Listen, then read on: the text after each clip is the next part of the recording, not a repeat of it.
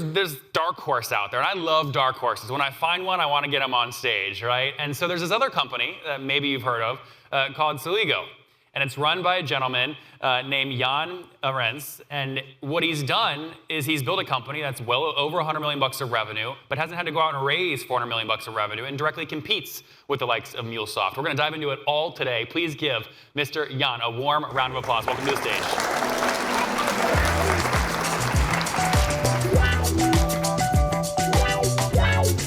We didn't go through that intro together, but it's pretty close, right? You got something wrong, but we'll talk about it. Okay. Do you know Workato's revenue? Kind of, but I'm not here to talk about that. Okay. But we're not quite at 100 million yet. Okay, that's a small correction. It's a fair statement to say, though, you are way more capital efficient than... Oh, for sure, right? So I think we've raised a total of 72 million in primary capital. Mm-hmm. To get to roughly about 92 million in ARR right now. So that's a ratio that I looked. That's about 1.6, right? For every dollar of ARR, how much have you invested in terms of raised capital? When I study your story, and not just what you say on interviews, but what you've actually done in Form D filings and multiples and how you've done it, you have way, way more discipline around valuation than everyone else I've seen in the space. Even Wade, everyone else I've interviewed in this space. So I'm really excited to dive into that. So here's the visual in terms of revenue growth, so you guys all have it. Again, 4 or 5 years to get to that first 5 million bucks of revenue, right? Early slog. Yeah, and that's an interesting story in of itself, because we were bootstrapped from 2011 to end of 2015. By the way, we converted from a consulting company prior to that. Oh, I didn't know that. Okay. So hence why we were able to fund the company. And we got to 2015, early 2015. At that time, I think we were about 4 million in ARR. And my CTO and I had a conversation, and we knew the product that we had didn't really meet muster. Because everything was changing. We connect these various apps together. The way companies acquired SaaS apps, the way they wanted to connect them together, all of that was changing rapidly. And the product that we had was archaic, it was not the right user experience. So unfunded, we decided we're going to go build a new product. So in 2015, took a few engineers while still continuing business to go build a new product. Hence why we only show the revenue starting in 2016. and that coincided with raising our Series A round last day of 2015. And we entered 2016, still without a product. We came out with it, I think, in March. Mm-hmm. But that's, for all practical purposes, the company was really founded in 2015. And that is what that shot looks like in 2016, right at Series A time. So you can see the product drop down to the top, smart connectors, productivity apps, integrators. For those of you trying to get your bearings in terms of what world we're talking about right now, think of where this is the iPaaS space, right? Integration, platform as a service. One of the leading players in the iPaaS space. We named some of the other people in the space earlier, but very hot space. It's effectively the tunneling of the internet, basically. So, sometimes I use the term, it's the plumbing, right? In any given company, you've got all these applications, you've got data sources, you've got a data warehouse. We're the plumbing that connects these together, ingests data into a data warehouse, yes. API management, connecting with your trading partners. We do all of that. It's an automation platform. So what I want you guys to focus on here is that last number in the headline on this screenshot, because that multiple is one that is way lower than what others were raising in the space at the same time. And again, you have a discipline around here. I want you to elaborate on a second on that, but I want to establish the pattern more here first. So it was about 8.3 on about a 30 post, right? Right around that? That's correct. Yep. That's correct, yeah. So pushing that forward in 2016, you then did like an extension or something, right? In 2017, what was this? Yeah, in 2017, we just did an extension of the Series A round, another 4 million, correct. Yeah. Also disciplined, held the 4X. Again, I'm going to ask deeper about that here in a second, but pushing forward, we're now in 2017, 2018. I assume this new growth from 10 million to 16 million is the new product starting to get some traction. Correct. And look, when we came out with the product in 2016, it was pretty nascent. It was missing a fair bit of functionality for us to go compete with some of the other bigger players. We didn't have the biggest R&D team. We were still kind of in silent stealth mode, building the various features we needed because, look, in the end, doing integration, connecting these apps, automating business processes, it's just a lot of work, right? There's so much functionality for us to go build. So we took small steps. We found little segments of the market that we could monetize at that time while we continue to build the platform. So the next slide talks about this idea that anyone can, I mean, look, you can go raise $1 billion, and if you know, the fastest way to make $100 million is to raise $1 billion and then, you know, burn $900 million on fire, right? And you're left with $100 million. And there are people that are really good at that. So I know you don't want to talk about these, and I built this deck, but we're going to talk about it anyway, because I want to give you credit. I think maybe the most capital efficient and sort of the enterprise, you know, plumbing for the internet space, and you see the data to back that up here on the screen. When you look at the deal that Salesforce did to buy MuleSoft, at the time, one of the highest multiples, paid 21x multiple. And so when I'm studying this data, you know, pulling from my records from podcast interviews and Latka.com preparing for this, I'm going, this is so wild because Jan's raising at a 4x. And no joke, like a couple years later, and then you actually did a round right after this, we'll talk about in a second, the 21x multiple at MuleSoft, but you did it at 4x. Question is why? You had a good growth story. You know, Workato seems to just be, you know, like light, just raising as much as they can. You see these headlines of a 5.7 billion valuation, but they only have got, you know, 150, 170 million bucks of ARR. So the multiple there also just feels like, how do they go into that valuation? Obviously, Zapier, Bootstrap, different story. Do you have a backstory where you have a founder in the past that got burned on too high a valuation? Why do you have so much discipline here? Short answer is no. I'm a first-time founder. And look, you look at what's in front of you, right? Where you are, where you're trying to head, why you're raising money, how much you want to raise at that particular time, and what is the right multiple at that time. I think by the way, it was not a 4x, it was almost a 5x in our Series A round. Okay.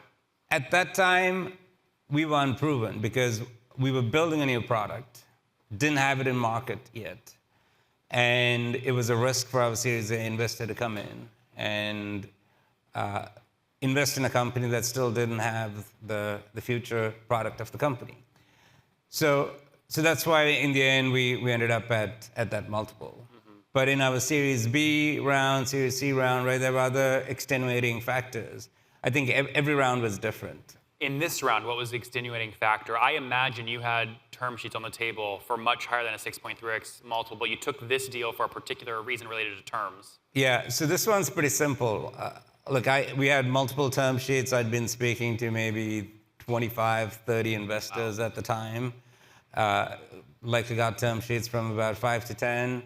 It really came down to the firm and the person who was going to sit on the board. Board dynamics is super important for me.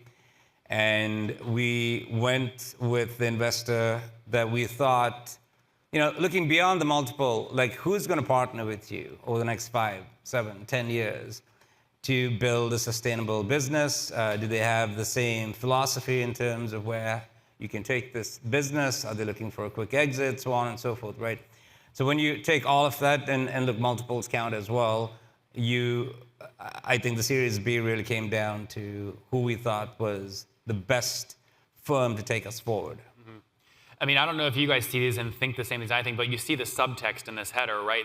These aren't like different years. This is the exact, you were doing this thinking and saying a good partner and a good board seat is way more valuable, and we can actually quantify that because MuleSoft had just exited for 21x. Right? So like you had that in your quiver to use in your negotiations if you wanted to anchor to that. You didn't. You chose to 100%. take a much lower valuation.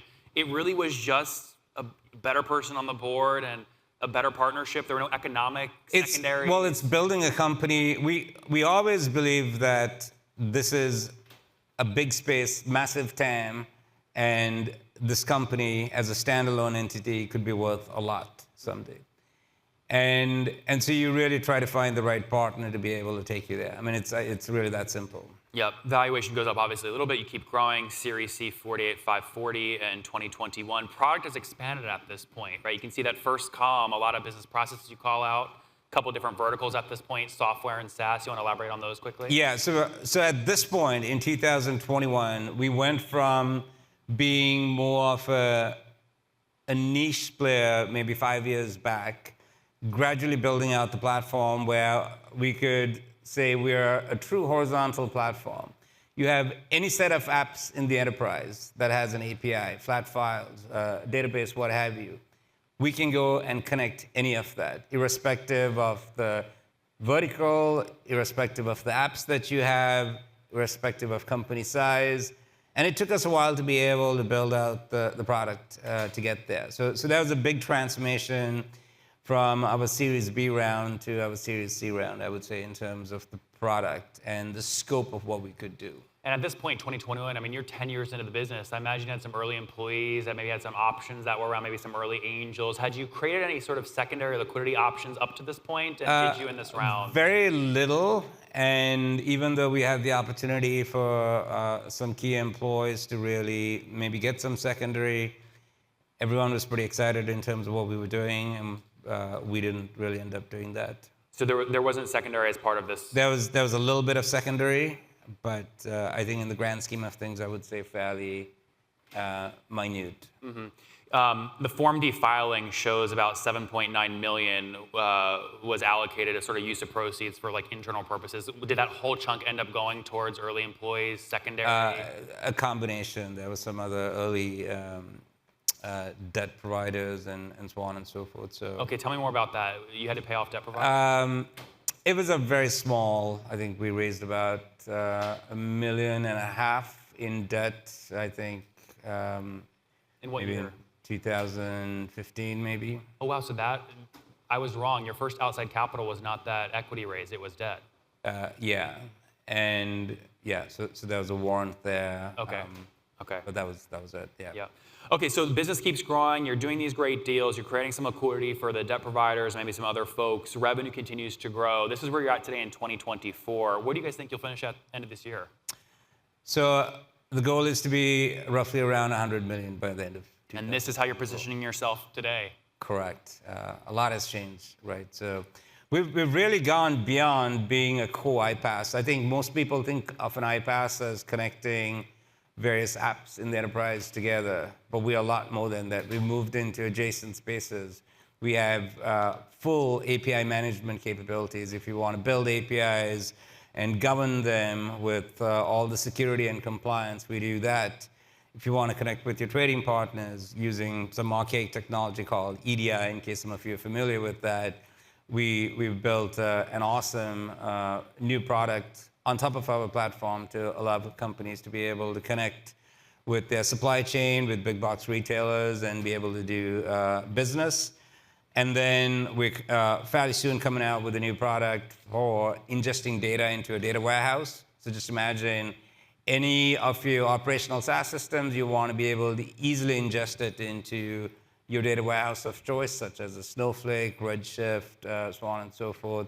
You can do that in a few clicks. So these are some of the innovations that we've really invested post-Series C round. We used a fair bit of that money to funnel that into R&D so that we can really take it to the next level and go from being just a pure iPaaS to the automation platform of the enterprise. Guys, I love that. Started off as a consulting company, really got going in 2011, little pivot, 2014, 2015, Yep. New product starts to take off. Remains conservative in valuations, which I love because it means he has full optionality today. He could take a $400 million, $500 million offer and everyone makes money because he hasn't driven the value through the roof. He's not going to do that because he's very excited about what he's building. Yeah, just one thing on that Series C round, we had the option of raising at a much higher multiple with some structure. How high? Like without getting into numbers, right? We decided to take out all preferences and structure out in that Series C round. No liquidity. So there's a 1x preference, but in the end, ultimately it boils down to a common share is pretty much the same as a preferred share, and that was one of the smartest things that we did without being greedy and try to get into like, look, Ma, we raised that this multiple. It sounds great, right? But then we knew things were going to come down. And I'm proud to say, right, that if you look at our employees' stock options, it's not underwater. And it means something. Above water. Yeah. Yeah, guys, when I find stories like this through little clues, I want to celebrate them. I want to get them on stage. I can't get everything out of them in 10 minutes, so please find them. I mean, and the fact that you're able to do a Series C at that level and have them basically be treated the same way as common shares is incredible and a huge testament to what you're doing for your employees, just managing the company for long-term sustainability. So guys, give it up for Jan from Celigo. Thank you. You enjoy that? You have fun? Yes. All right, thank you so much. Appreciate it.